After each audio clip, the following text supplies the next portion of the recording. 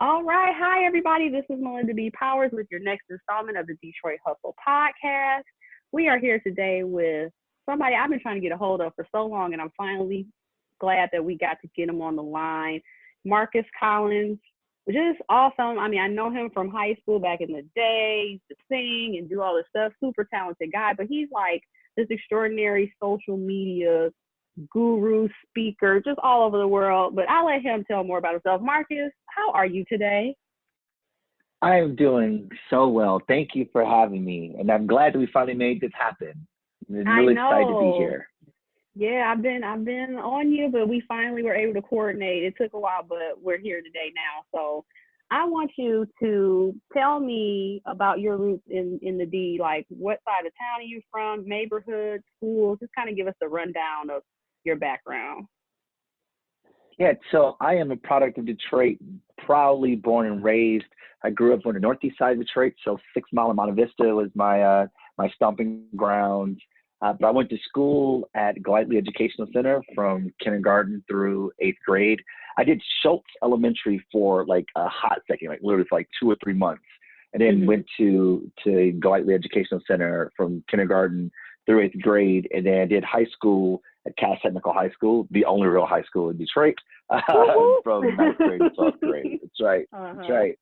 Okay. So go lightly. That's funny because I like to point these little mini rivalries out. 'Cause I went to Bates, so go lightly and Halley and some of a lot of those schools we used to come in contact with like academic games and other little things we used to do. So Oh I know. yeah, absolutely. Yeah. Mhm. But some of my Mhm. closest friends went to Bates, so it's all good. I had a lot of love for Bates. Oh, Bates cool, birthed a lot of cool. like some of my closest friends, so I got nothing but love for Bates. Yeah, that's true. I think I know a couple of them. So, Oh yeah, all oh right. yeah. So let's My get to it. So singing I group know was half of the singing group was from Bates. Kamal basically, Smith yeah. and LeVar Mhm. Charleston. Yeah, totally. Mhm. Yep. And we have interviewed Kamal recently, so people see a trend here. Yeah. Um. So Good then from deal. there, right from Cass, I know you went to U of M, right? Yes. So I went to University of Right. Michigan. I studied material science engineering because, in the 90s, if you liked math and science and you were black, you went into engineering. That's exactly what I did with a lot of other people who had that same sort of pedigree.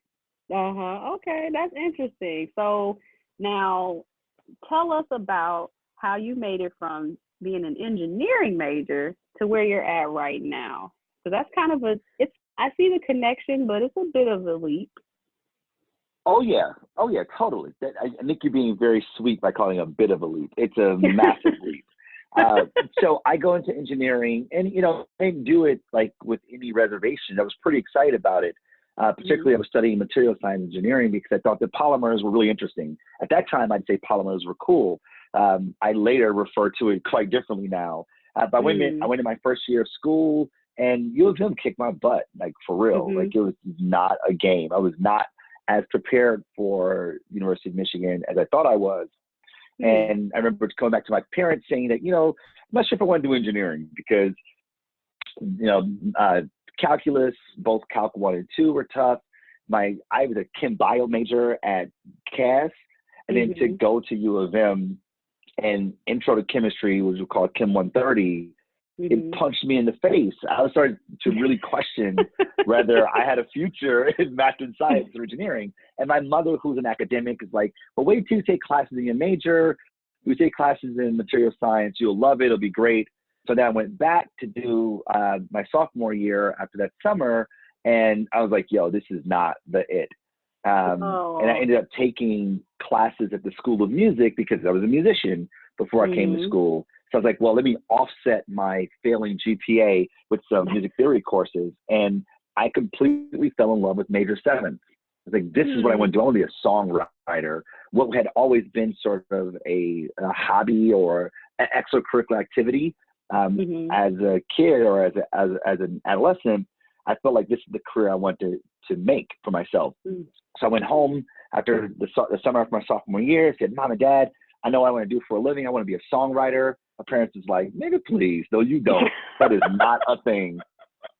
That is not reality, buddy.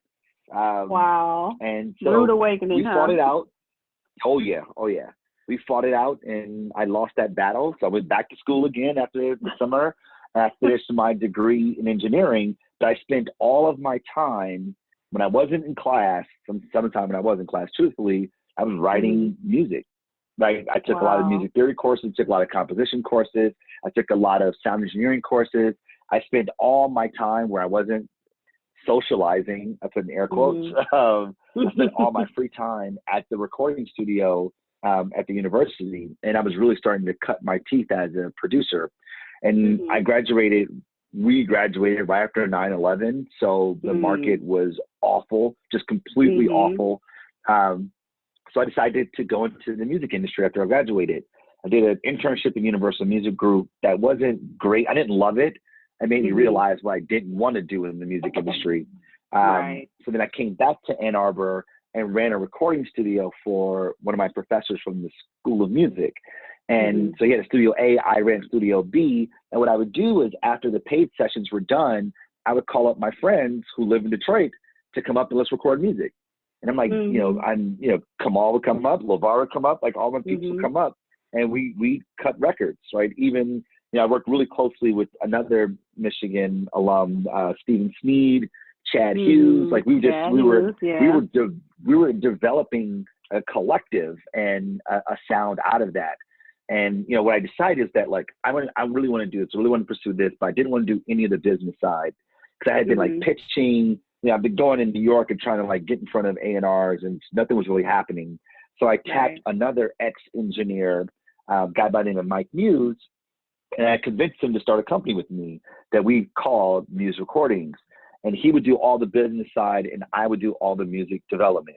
And that really became kind of the first inflection point in my career trajectory. We started this company that at one time was like a production company, an art developing company, a record label, a partner marketing firms, kind of all these things happening at the same time. But we got some really, really lucky breaks for ourselves and things were going really well, really, really well until they weren't because the record industry sucks.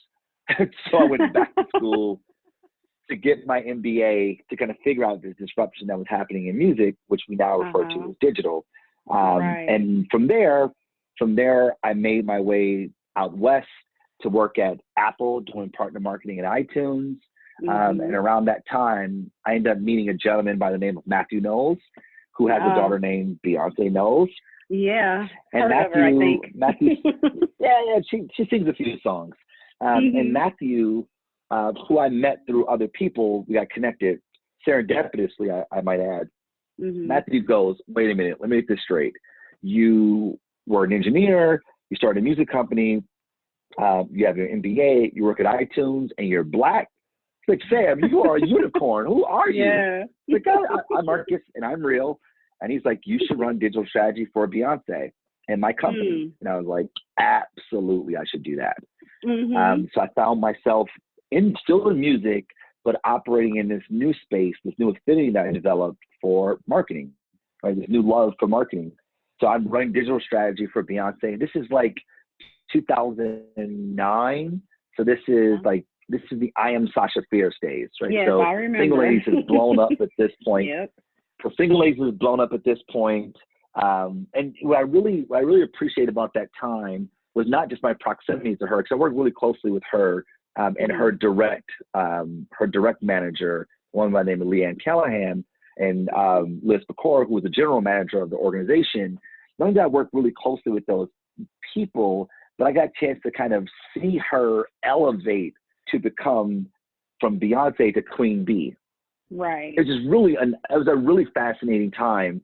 Got a chance to work very closely with her publicist, Yvette Noel Shore. Like, we were just this small group, Jen Turner, Courtney Anderson, like this small group of people who were sort of laying the foundation or laying the building blocks to what would be Beyonce's queendom. And while I say I only added a couple blocks, truthfully, a couple bricks to the building, it was just, I feel so honored and grateful to have been a part of that legacy. It's been great.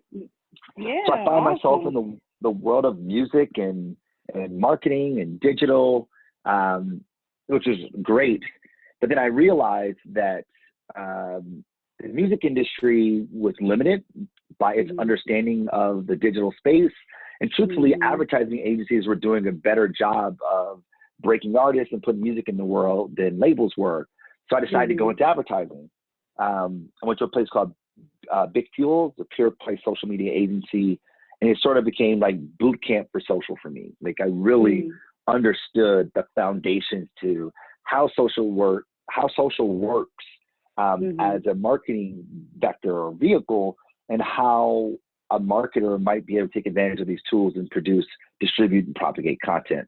And while I was there, kind of heads down, you know, learning this stuff, working with big brands like Microsoft, T-Mobile, General Motors, McDonald's, I ended up meeting Steve Stout, who, if you don't know Steve Stout, so Steve Stout is like me, but light years ahead of me, a music industry executive.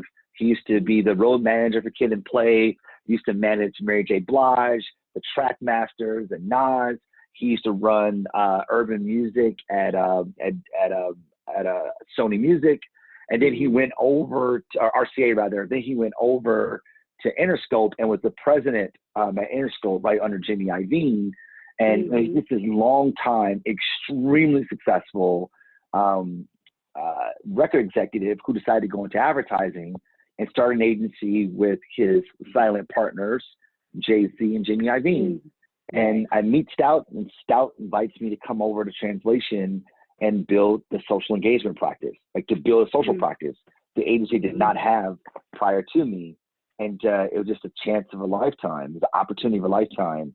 And I go to Translation, and it completely changed my career. I credit Translation almost single-handedly for establishing the point of view, or at least creating the spark that would later evolve into the point of view that I have. It was the tale of two cities, the best of time and the worst of times. Right. It was a very intense place to work, but I got to touch things that, you know, I had no business touching, and put things in the world that had an impact on the cultural zeitgeist, like launching the Cliff Paul campaign for State Farm, launching the Made in America Music Festival for Budweiser, which is in its like ninth year now. I moved the New Jersey Nets from New Jersey to become the Brooklyn Nets. I launched like platinums for Anheuser-Busch, just some unbelievably impactful cultural text I was able to put in the world.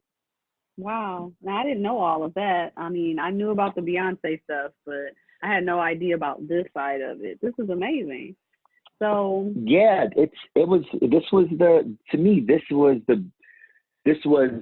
a massive inflection point in my career. It was one of, like, you know, if you think about an S curve, this is like the big inflection that led to the acceleration that would become my career just shortly thereafter. Right. So let's just back up for a second, because there were some things. One, I think we have another connection. I want to say that a friend of mine from FAMU also was at U of M Business School when you were there. I don't think you were in the same class though. Jason Robinson. I don't know if that rings a bell, but yeah, J-Rob, that's my dude. Really? Yeah, we're same year. That's my guy. Yeah, that's what I thought. Okay. Good people. Yeah. Yep. So that's a friend of Same mine year. from FAMU, and I was going to ask you too. I know you spent a lot of time in Ann Arbor. So when you were out in California too. So at what point, like, you were at Apple for how many years? I think I missed that part. So I did 1 year at Apple. So I did 1 year, 2008 to 2009. And then I was with Music World, which was the management company and record label for Beyonce. Right. I was with Music World from 2009 to right before 2011. Okay. And then I spent a little bit of time at Big Fuel in 2010 and 2011. Okay. And then I was at Translation for 4 years, from 2011 to 2015.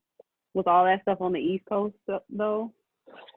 Yeah. So I was only in California for a year, and that was going back and forth between Ann Arbor and California for a year. Gotcha. So I was in New York for about 7 years, almost 8 years. Yeah, 7 years in New York.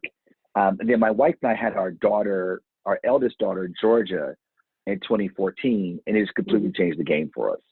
When Oh, we I had bet. Georgia, for us, it's like the life that we wanted to curate for her, we didn't think we could do in the city. And my wife is a New Yorker, by the way. And, we Really? wanted a different lifestyle. And we had lived in Chicago, lived in Detroit, because that's where I'm from. We met at business school. So Ann Arbor was appealing for both of us. And I ended up meeting an agency called Donor, which is based here in the city, here in Detroit. And, Right. I was really impressed with the potential of the place. I met some really, really smart people, like a guy named James Ward, which is really, really impressive, very compelling. And I thought that this would be a really good opportunity for me to come back home, but also put things in the world to not maybe the cultural gravitas that I had in translation, but at least perhaps as prolific as I was in translation because of the production practice that Donor had. So I came to Donor as the SVP of social engagement, running kind of the perspective that the agency had for social. But I will say though, along the way, and I didn't say this earlier, while I was at translation, I started to get really curious about why people do what they do, like understanding the underlying physics of human behavior. So I started investing myself in the social sciences and getting really excited about like understanding human behavior, so much so that, I teach my teams everything that I read. I try to school clients or, to enlighten clients. And I realized that the best place to do that would be in the classroom. So I started teaching while I was at translation. I was teaching at Miami Ad School in Brooklyn, teaching at Hyper Island where I still teach. And I had an appointment at NYU just before we left. So when we came back to Michigan to work at Donor and live back in the area, a part of me was like, man, it would be just glorious if I can get a small little appointment at the University of Michigan, particularly Law School of Business. And since being back here in Michigan for 5 years, almost 5 years now, I'm now on the faculty, which is pretty awesome. Yeah, it came full circle, didn't it? Yeah, look at that. Couldn't get enough of the place. Right. Me, on the other hand, I'll stay in Florida where there's no snow. Right. Florida got the craziest people. Florida, man. I know, but wow. it's like 80 degrees right now. I just can't. That's true. So I have two, like, I wouldn't call them childhood friends. We met when we were in high school, and I love these guys so much. They're twins that grew up in Tallahassee. I think they both went to FAMU. I might be mistaken. Actually, no, one went to Morehouse. They're Mutaki and Tariq Akbar. Akbar, and I know Mutaki. Yeah. Obviously. Yeah, Taki. So, yeah. Exactly. So I've known those guys since we were 13, and I loved them dearly. And how did my you meet first them? time going to that. I met them over the summer. We're in high school. We would go to the Summer Engineering Academy here in Michigan because we were all being groomed to be engineers. And Mutaki and Tariq were like my closest friends. I love those guys so much. And my first time going to Florida was to visit them. I was going to spend a weekend with them. And I remember being in their kitchen while their mother was cooking food. We were waiting for their sister to get home because we're all going to go out to some of it we're going to. And there was a snake coming down their roof. I could see it coming out of the window, like coming down the window out of the kitchen. I was like, fam, how do you live like this? How is this a reality? I can't do it. I can't. Or the alligators. That was the start of my my battle with Florida. Gotcha. Yeah. Yeah, and it's funny. I've lived in Florida for the better part of at this point we're talking since '98, and I have yet to personally encounter a snake like one-on-one. It's never happened to me, but I know tons of people that have. But you've seen gators. I have seen. Well, it's funny enough, in the building I work in, which is on a college campus, we have these retention ponds. We have one right on the back of the deck. There's signs, don't feed the alligator. That's actually illegal. And they let one stay in there until it gets to a certain size, and then they move it. So it's just in there. You just sit and watch it. It just sits there. You might see them eat on something every now and then, but it's like they're not, it's so weird how normal that is. I still am not used to that, but it's like, okay. But I do have nightmares sometimes of like, what would happen if one chased me? They say you're supposed to run zigzag, but they can't do that. Right. I don't know why that. I'm still freaked out by that idea. You know, we're yeah. black. We are black people in America. There's enough to be worried about.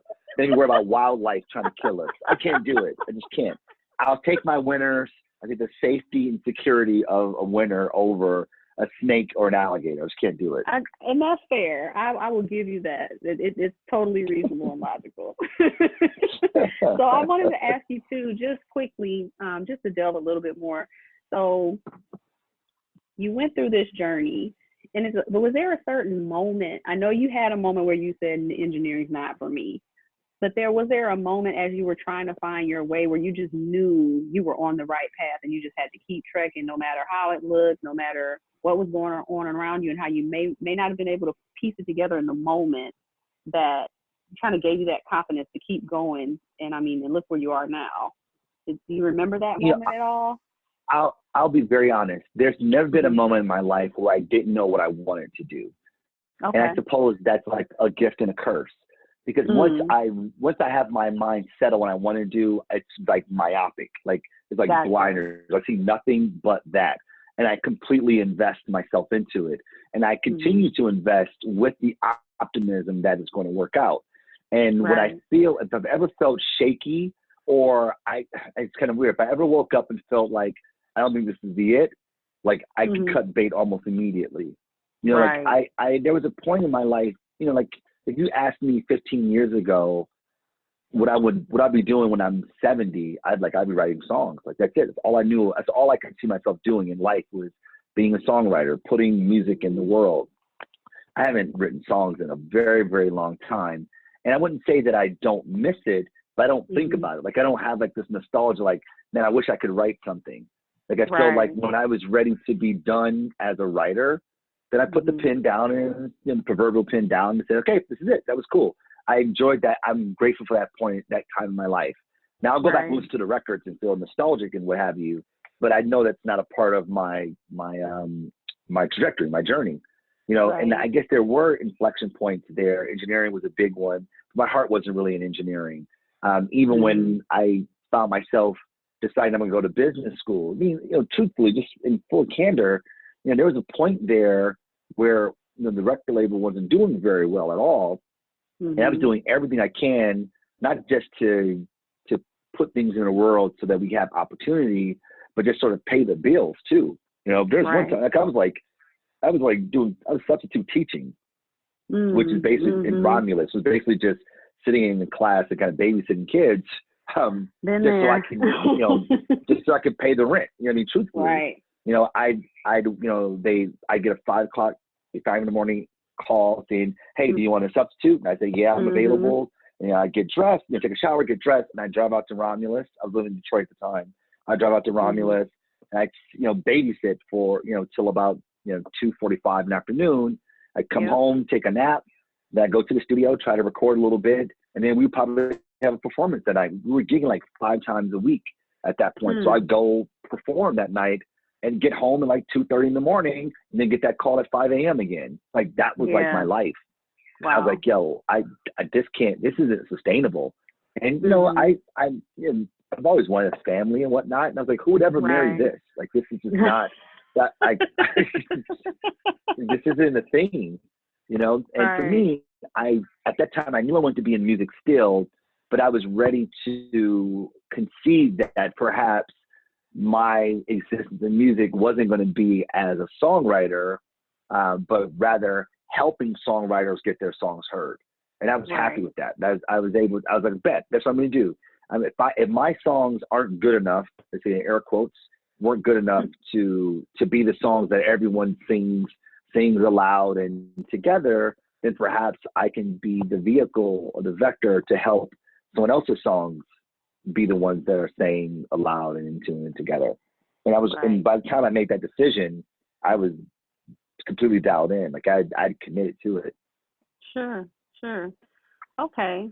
I mean, that's really deep. And another reason why we had a little bit of coordination difficulties is because you have a new addition to your family that came along recently. Oh yeah. So July Nice. So what's it like being? we had a daughter. Go ahead. I'm sorry. So we had a daughter, Ivy Ann. So we had Georgia Ray and Ivy Ann. We're a house of four now. We're done, but we pulled up shop. We're finished now. Right.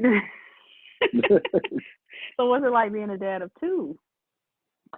It's amazing, truthfully. I mean, it's harder than I thought it was going to be, but it's rewarding as well. I mean, I think that this is, to me, this is the most important work that I do, is to be a father to these two little girls, and I love being a dad. It's like I feel like it's an honor to be Georgia and Ivy's father, and much like much like the inflection point I had when we had Georgia, we wanted to leave New York. I've had a similar inflection point with Ivy, where I did 2 months paternity leave with Georgia, did 3 months paternity leave with Ivy. And for me, the value proposition of work just changed. Like, it wasn't enough for me to go to work and get a paycheck. Like, it had to be more than that if I was going to be away from my girls, particularly Ivy at that age. And I decided that, academia is really what I'm excited about. Particularly, look, I couldn't imagine not being in the classroom, and I couldn't imagine not putting things in the world. So I need both of them to operate. But I'm currently working on my doctorate at the moment, because I've become very serious about the scholarly work. And right now, I work I'm like 80% advertising, 20% academia. But since having Ivy, I have been purposefully, quite aggressively trying to flip-flop that ratio. Because to your earlier question, once my mind is convinced, I am like kind of full force against it. And having her coming to the world just made my vision of how those things live like extremely transparent. It just became very, very clear. That is really nice to hear a man's perspective broken down that minutely. It's like you just went down to the granular level of what it's like to be a parent and the sacrifices you have to make and the choices you have to make. And I'm sure a lot of our audience can resonate with that. So thank you so much for adding that to our current pool of already great information that we're transmitting over this podcast. So it's my absolute pleasure. Yeah, and there's another I'm kind of like, this is kind of giddy for me on a personal level, because I've made a transition in my career as well from full-time lawyer to now I'm a business consultant with the Small Business Development Center. And so I get to wear the hat of consultant, and I discovered, this is funny, I never knew what this was, but I'm definitely branding and marketing to the core. And I'm discovering a whole different side of myself. So I'm really fascinated with the work you do. I follow you. I follow Haj. I'm trying to get him on. If you can get him on for me and get us in touch, that'd be great. But that has become my world now. So I like what you said about when you finally, get that into focus and you just know what to go after. And I could totally resonate with that too. So this is awesome for me, just listening to you. I'm really getting inspired. So thank you for that as well. All right. There's a saying, if I can help somebody, then my living is not in vain. And that's how I feel. Like, I think that, we are all put on this earth to serve. Like that is like the duty of man, to serve each other and serve God. And, the very least I can do is to inspire someone to realize their potential fully, then, man, my job has been done. Yeah, that's awesome. So I'm grateful for that. Cool. Well, I'm glad we're having a little love fest over here. But now I want to transition more and talk about Detroit, because that's kind of the focus of the podcast. So quickly, before we get into the fun part, just give us a little bit about, in your experience, what makes the D so special and how that has contributed to who you've become. Marcus Collins, the academic, the marketing, advertising guru, the father, the husband. How does the D contribute to that? Yes, I think Detroit is probably full of the most resilient people there are. And Detroit has always been sort of, especially in the last decade or so, have been like discounted, the butt of jokes in some cases. You know, I can't think of a place that's talked about more, however, not as accurate as the place really is. Oh, For instance, man. if you Google Detroit, you likely see like ruin porn, like, you know, torn down, dilapidated buildings. And I'm like, I lived in Detroit like the majority of my, you know, young life. Like, I've never been to the train station downtown. Like, what is that thing? I've never seen that before. No one ever did those things. And it's almost like, you know, it's like if you don't know Detroit, then you don't know Detroit. And I feel like having been a product of Detroit has provided me with a sense of resilience, that even though like people are going to discount you and feel like, you know, you're not good enough, it's the, you know, Detroit versus everybody spirit that makes the city so unbelievably special. It's like Detroit is just real. Like, there's just real people. And even if you aren't like, you know, Mac and Bewick gutter real, you're more like, you know, Rosedale Park real. There's still a sense of like of authenticity that I think makes Detroit really special. And I, anytime someone ever asks me, like, tell me about yourself, if it's an interview or a job interview, whatever the case may be, tell me about yourself, I always start with, well, I was born and raised in Detroit because I'm a product of the city. And I think that my experience here in Detroit, growing up, has taught me to see the world in a very unique way, and has fortified me to be resilient in the face of adversity. Very well said.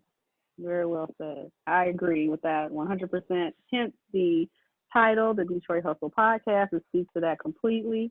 It's just something about us, and you can never count us out. You can't. You know, I was telling my wife, it's so fascinating, and you would totally appreciate this because you experienced it too. Because we grew up at the same time.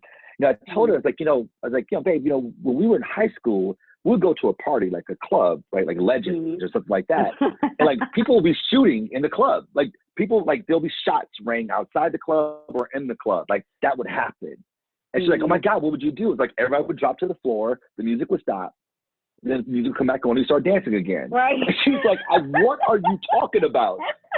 Are you serious? And I was like, yeah, like that was life for us. Like, we didn't think anything of it because that's just how it was growing up in Detroit. You know, it's like we were freshmen at Cass, like people were getting beat up by Murray Wright people. Like, that's just how it was. Like, that's what it was. It's funny because as volatile and dangerous as that sounds, I don't think I ever thought that my life was in danger. Never. Ever. Walking downtown ever. At night, you know, downtown was not the place to be in the late 90s. But I never felt like something was going to happen to me. You know what I'm saying? I never felt scared. Ever. So I went to Golightly, which was not far from Cass. It was it was like over by Wayne State, right? So in Midtown area. And Golightly had a partnership with Wayne State. So Wayne State was like a funder. It was like an investor in Golightly. But on half days, we'd walk from Golightly. So this is like St. Antoine and 75. We walked from Golightly to the Detroit Public Library, just us as kids, like seventh graders, sixth graders, like walking through the hood on the way to the Detroit Public Library, and never once thought that my life was in danger. Never once. It's unreal. We'd go play at Roscoe's, to go play the arcade over there. Never once thought that our life was in danger. And I think that's just the sort of kind of, that is the spirit of Detroit. To me, in my mind, just this relentlessness that we're, you know, back down for nobody, and we're just very proud people. Even if no one else understands why we are as proud as we are, we just have the spirit about us. I think it's pretty amazing. Pretty much. So that's cool. I mean, I ditto all of that. So let's get to the fun part. What I call the Fab Five. Fun part. Yes, obviously you know what the Fab Five is referencing. That team of old from your alma mater and your current stomping ground as an academic. And so what it is, I'm going to ask you 5 questions about your favorite Detroit thing. And each question is a particular genre or specific area of things. And so my understanding is that you didn't get a lot of time to prep. So this will be good. I hope I can stump you maybe. If not, that's fine. Okay. But at least we could share some Detroit stuff, and only the true Detroiters will really enjoy this part. So, Okay, word up. Let's do it. Let's do it. number one, your favorite Detroit place or landmark? Favorite Detroit place or landmark? Belle Isle, for sure. That's a popular answer.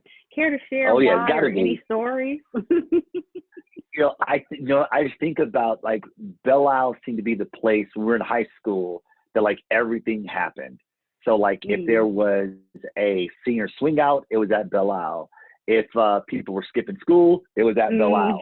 Like if people were going to like on the weekend, we're going to drive we're going to ride the strip. It was either 7 Mile or Belle Isle. Right, And it just felt like that was just like it was something always happening there. So Belle Isle comes to mind for me for sure. Okay, that was easy. Okay, now this one's a little harder. Number two, here we go. A little bit harder. Your favorite restaurant or dish, past or current? Ooh, favorite restaurant or dish, past or current? This is a hard one. Okay, so I have two. I know it's a cheat, but I have two. That's fine. That's fine. Most people do. So the first to me would have to be Mr. Fofo's. His corned beef sandwiches. They were right over by our house, so I used to eat there often. But I think the more recent one, which I'm not even sure if it's still in business, would be Southern Fires. Oh my goodness. Southern Fires yes, so that was good. The worst service ever. Awful service, but the food was so worth it. Dang it. Oh so my worth gosh, yes. The last place I lived in Detroit was the Lobster Rivertown, and actually it shared the parking lot with Southern Fire, so it's the parking lot away. So on Sundays after church, I would go there and be like, "There's nothing else to do for the day. I'm going to eat and have a food coma. This is it. It was so worth it. So good, so good." Yeah, because I'm not even that big on soul food usually, but man, that was good. I agree. I definitely agree with that one. Don't know this open. That was a good question, by the way. That was a good question. Thank that was a good you. one. I like that one. That's one of my personal favorites. So number three, your favorite downtown event. So you mean downtown only, like a festival, fireworks, parade, auto show, etc. Come on, the African American World Festival. The African World Festival. It's got to be it. Yeah. That's been the one. Is there anything more live that happens downtown than African American World Festival? The African World Festival ever? We're kids. Are you kidding me? That was the spot. There was a step show that happened down there. There was always a concert. Everyone. That was the spot. That was for sure the it. Absolutely. And then we keep trying to place it. Wasn't it right before school started back? It was exactly. It was right at the end of August. Right. 100%. Right at the end of the summer. I feel like it was always the last weekend before like Labor Day or something like that. It was always very close that way. Yeah, for sure. Yeah. Yep. Very fond memories of You got me over here feeling nostalgic right now. I'm doing my job. That's good. Oh yeah. All right. So number 4. Now this one can be a little touchy. Your favorite Detroit sports team. Oh, this is super easy. Detroit Pistons all day long. Yeah, all right. Not even without a question. Right. Yeah, Detroit Pistons all day long. There's no other team in the city that captures the spirit of the city like Detroit Pistons. Detroit Pistons are like a complete parallel to the city. As much as like the Tigers are Detroit Love and the Lions are Detroit Disappointment, and the Red Wings are like Detroit, like kind of like consistent when they are consistent. There's no other team that captures the spirit of Detroit like the Pistons, especially Bad Boy era, but the Pistons in general. Yeah, easy peasy. Wait, have you had any involvement with the team? I want to say I remember. Yes, something. Okay. That's what I'm saying. Yes, they're my client as well. Kind of connection. Yeah, that's what I'm saying. Wait a minute. There's something here. Can you tell us a little bit about that, just a smidge? Yeah, you have as a marketer, which you now are, whether it's by proxy or not.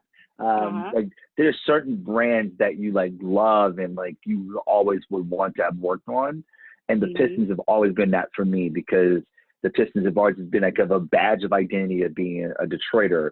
There was no like people like there's people who love baseball and wear Tigers gear but don't live in Detroit because they love Right. the team or they love the winning aspect of the Red Wings. So the Pistons aren't that kind of team. Like you had to like love Detroit and love the Pistons to rock the Pistons. So when I moved back here, I had a very short list of brands that I wanted to touch as a marketer here, and Detroit Pistons were high on the list. And I got a chance to meet the team, the leadership team on the marketing side while working with Chrysler, who's a client of ours, for an activation we were trying to work on. And I met Charlie Metzger and the Pistons team, and you know, I just fell in love with these people, like Charlie, Mike, Alicia, like Nick, like just lovely people. And when they offered an opportunity for me and my team at Donor to work on the brand, it was really a dream come true.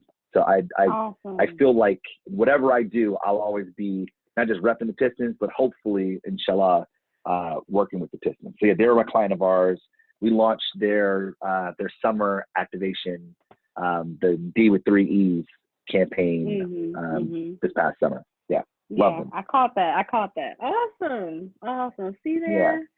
That's always a nice little nugget there. Okay. And now we're on the last one.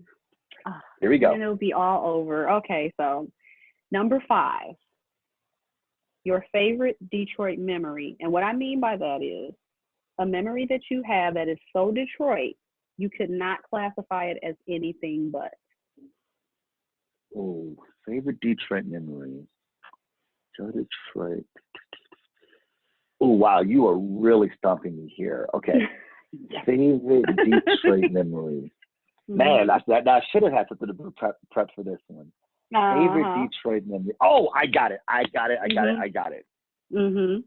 Doing the hustle on the Boblo boat. Oh. Don't get more Detroit than that. And not to any song, but My Eyes Don't Cry No More. My Eyes Don't Cry. Right. Exactly. That's the only hustle song that exists. Exactly. That's right. That is probably my most fondest memory, going to Boblo. I mean, goodness gracious, you wake up in the morning and be like, "They want to go to Boblo? Let's go to Boblo." And everyone wears matching outfits. Yeah. You all go to Boblo. It's just amazing. I don't think anything gets more Detroit than that, truthfully. It's great. That is true. I would have to agree with you there. Now I'm sad because we're done.